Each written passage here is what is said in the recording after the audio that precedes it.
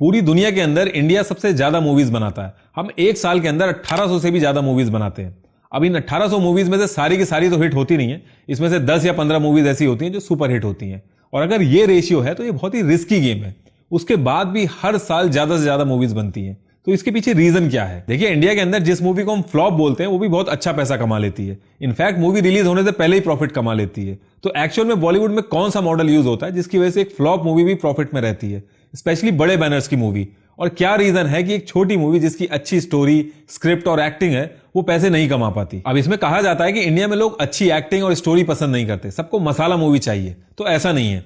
Wednesday जैसी movie सबको बहुत पसंद आई, लेकिन उसके बाद भी वो पैसा नहीं कमा पाई। वहीं बड़े बैनर्स की मूवी अच्छी हो या बुरी हो, लोग पैसा देके मूवी हॉल में देखने जाते हैं, क्योंकि एक सिस्टमैटिक तरीके से पूरा मॉडल ऐसे इंप्लीमेंट हुआ है कि ना चाहते हुए भी हम मसाला मूवी को पैसे देके मूवी हॉल में देखते हैं, और जो मूवी जिसकी अच्छी स्टोरी है वो घरों में टीवी या लैपटॉप पे देखते हैं। देखिए, जब कोई मूवी बनती है तो ऐसा नहीं है कि एक आदमी अपने घर से सारा पैसा उठा के लगा देता है और फ्लॉप होने पर रोड पे आ जाता है।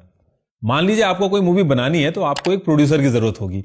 प्रोड्यूसर वो आदमी होता है जो मूवी में पैसा लगाता है, और एक मूवी 4 फेजेस में बनती है और इन चारों फेजेस में पैसे की जरूरत होती है। पहला फेज होता है डेवलपमेंट, जिसमें स्क्रिप्ट राइटिंग, स्टोरी, डायलॉग्स ये सब डिसाइड होते हैं। दूसरा फेज होता है प्री प्रोडक्शन, जिसमें shooting, logistic, location, team, hero heroine ये सब डिसाइड होते हैं। तीसरा फेज होता है प्रोडक्शन, जिसमें मूवी की शूटिंग और एग्जीक्यूशन होता है। और चौथा और आखिरी फेज होता है पोस्ट प्रोडक्शन, जिसमें एडिटिंग, विजुअल इफेक्ट और साउंड डिजाइनिंग होती है। इन चारों फेजेस में जो भी पैसा लगता है वो सब प्रोड्यूसर देता है, और इतना पैसा लगाने के बाद प्रोड्यूसर को जरूरत होती है डिस्ट्रीब्यूटर की। इन डिस्ट्रीब्यूटर्स का काम होता है मूवी को ऑल ओवर इंडिया के सिनेमा हॉल तक पहुंचाना। डिस्ट्रीब्यूटर्स के नीचे होते हैं सब डिस्ट्रीब्यूटर्स, जिनके अलग अलग जोन डिवाइडेड होते हैं। यूपी वेस्ट का जो सब डिस्ट्रीब्यूटर होगा उसके अंडर में उस एरिया के सिनेमा हॉल्स आएंगे, और मुंबई का जो होगा उसके अंडर में उस एरिया के सिनेमा हॉल्स आएंगे। तो इस तरीके से पूरे इंडिया में मूवी पहुंचती है। अगर थोड़ी देर के लिए सब डिस्ट्रीब्यूटर्स की बात हटा दें तो जैसे ही मूवी बनके कंप्लीट होती है, डिस्ट्रीब्यूटर और प्रोड्यूसर के बीच में एक एग्रीमेंट होता है। प्रोड्यूसर खुद सिनेमा हॉल में जाके मूवी नहीं पहुंचाता है, वो डिस्ट्रीब्यूटर्स को देता है, और डिस्ट्रीब्यूटर मूवी को सिनेमा हॉल तक पहुंचाते हैं। जब आप मूवी देखते हैं तो उसके स्टार्टिंग में नाम लिखे हुए आते हैं, जैसे कि UTV motion, ultra media, Eros international, Fox Star studio, ये सब डिस्ट्रीब्यूटर्स के नाम होते हैं। अगर मैं आपको एक एग्जांपल से समझाऊं तो मान लीजिए 100 करोड़ की कोई मूवी बनी है, तो जनरली प्रोड्यूसर 200 करोड़ में डिस्ट्रीब्यूटर्स को बेच के गेम से आउट हो जाता है, और डिस्ट्रीब्यूटर सिनेमा हॉल्स में मूवी को बेच के प्रॉफिट कमाता है। इसको कहते हैं आउटराइट परचेज।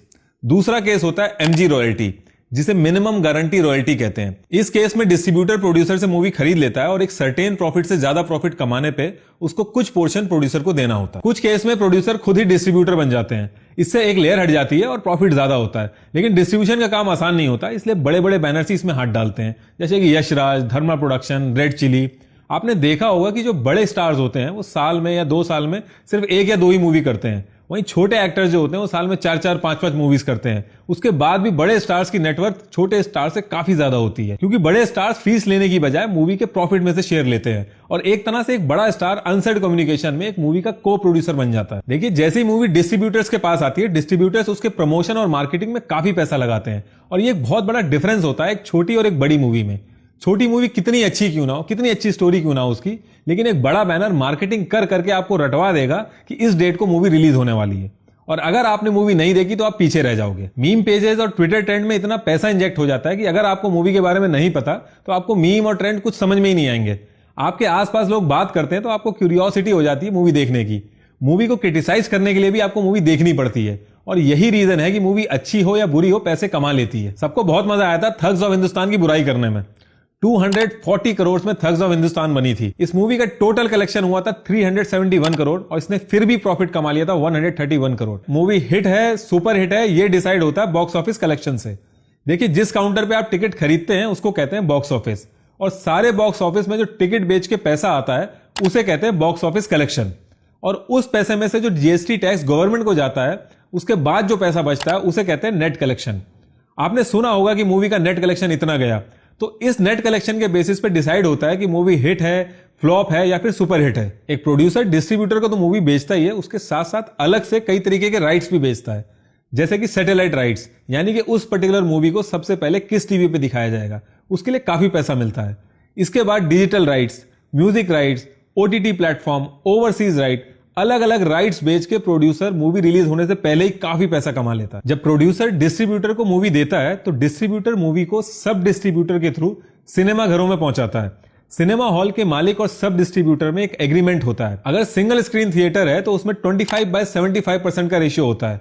फॉर एग्जाम्पल, अगर 100 करोड़ किसी मूवी का नेट कलेक्शन आया है तो उसमें से 25 करोड़ सिनेमा का ओनर लेगा, जिसे एग्जीबिटर भी कहते हैं, और 75 करोड़ सब डिस्ट्रीब्यूटर लेगा। लेकिन मल्टीप्लेक्स का अरेंजमेंट अलग होता है। मल्टीप्लेक्स में वीक वाइज होता है। इसको आप इस तरीके से समझ सकते हैं कि जिस तरीके से आप रेंट दे के घर पे रहते हैं, ठीक उसी तरीके से डिस्ट्रीब्यूटर सिनेमा हॉल के ओनर्स को पे करते हैं उनके सिनेमा हॉल में मूवी चलाने की। डिस्ट्रीब्यूशन का जो स्ट्रक्चर है उसमें भी बड़े प्रोडक्शंस का काफी इन्फ्लुएंस रहता है। आपने देखा होगा कि जो अच्छी मूवीज होती हैं वो भी हिट नहीं हो पाती।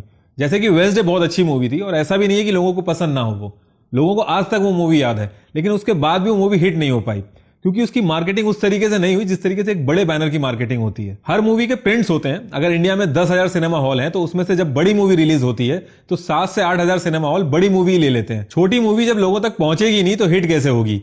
बड़े बैनर का पहले से ही डिसाइड होता है कि ईद पे इस हीरो की फिल्म रिलीज होगी, दिवाली पे इस हीरो की रिलीज होगी, तो इसमें छोटी मूवी के लिए ज्यादा स्कोप बचता नहीं। अच्छी चीज ये है कि अब ओटीटी प्लेटफॉर्म की वजह से ये सब चेंज हो रहा है।